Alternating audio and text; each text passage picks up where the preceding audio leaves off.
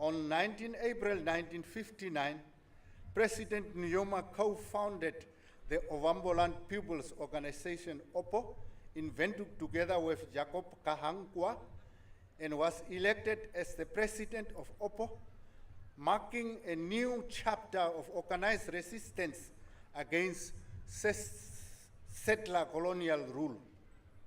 At the time, African residents in the capital Windhoek lived mainly in the so-called old location, which was close to the center of town, while contract workers were accommodated in a separate compound.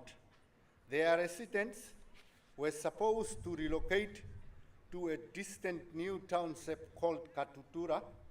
Subsequently, President Nujoma, together with Wacha Kaukwetu of Swanu and Moses Darweb and others, organized resistance against the forced removal of the inhabitants of the old location to the new township of Katutura, which was based on the apartheid policy of tribal and racial segregation.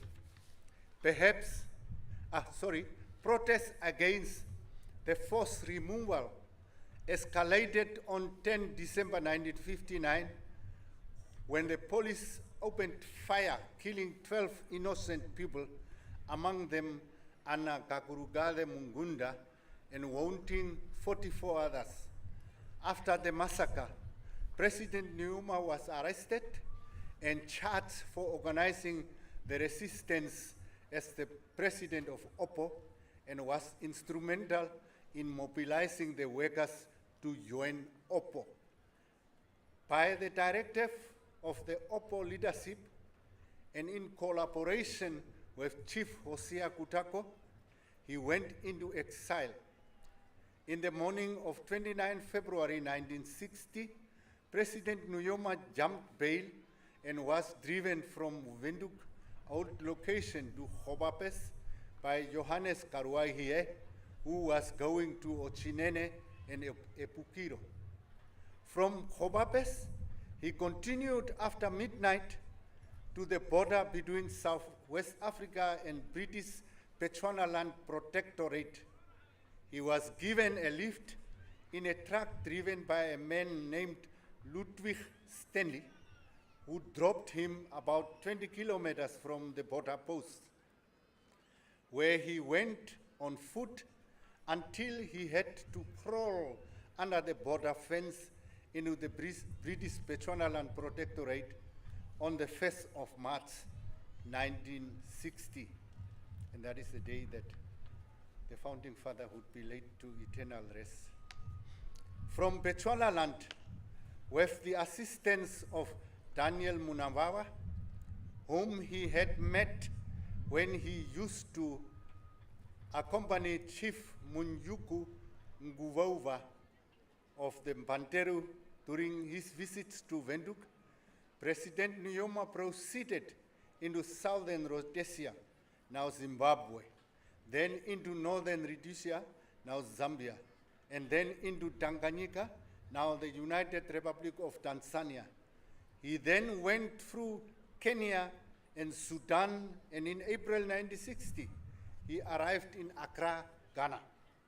While in Accra, there was a positive action conference in progress, organized by President Kwame Nkrumah against the French government's testing of the atomic bomb in the Sahara Desert, at the time when the Algerians were fighting for their independence.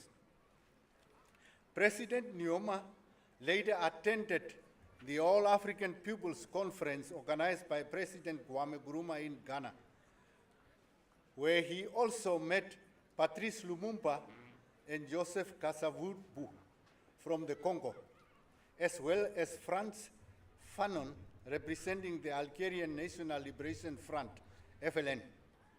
After Ghana, President Sam Nujoma proceeded to Liberia and finally reached the United States of America in June 1960, where he joined the late Mburumba Gerina, who was already in New York with Reverend Michael Scott and Fanuel Godongwidi, appearing before the United Nations Committee on Southwest Africa. He then petitioned before the United Nations Fourth Committee of the General Assembly, demanding government, who invited him to Belgrade to meet President Josip Broz Tito. He later attended the formation of the non-aligned movement in Belgrade in 1961.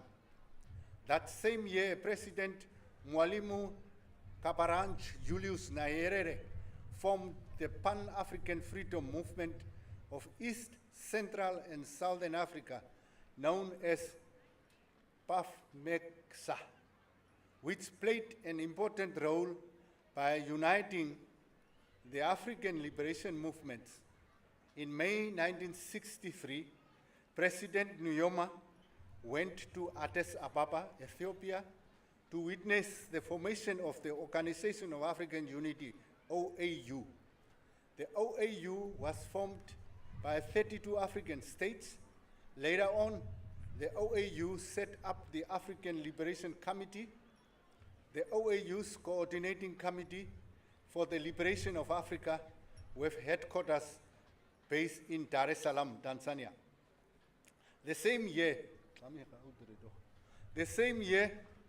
President Nujoma opened SWAPO's office in Algiers, Algeria, at the time of invitation to Ahmed Ben Bella, the first Prime Minister of independent Algeria, of Ahmed Ben Bella, the first Prime Minister of independent Algeria.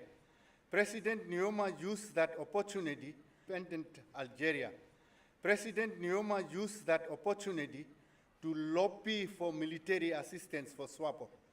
President Nujoma was given 4 weapons: 2 Pepesha submachine guns and 2 TT pistols with spare magazines, which he carried in a bag all the way from Algeria to Dar es Salaam.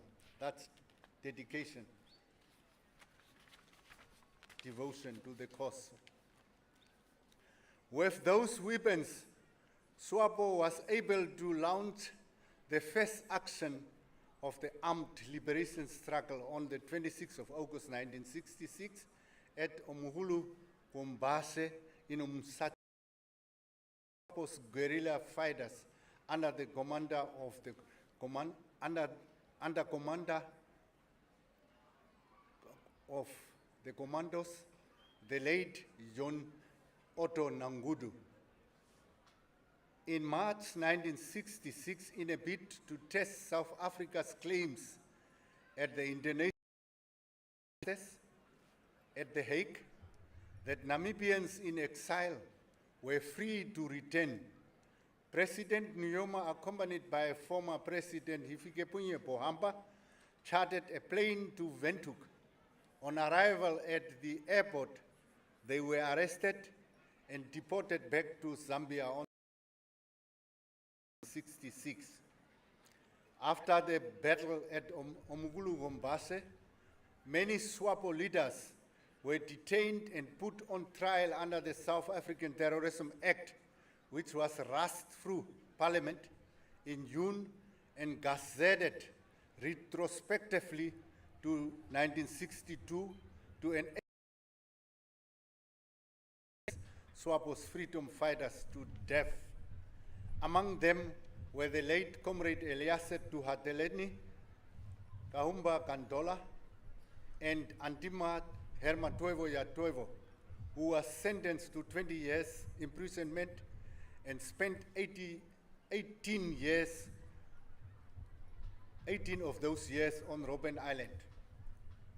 Under President Nujoma's leadership, from the 26th December 1989 to the 2nd January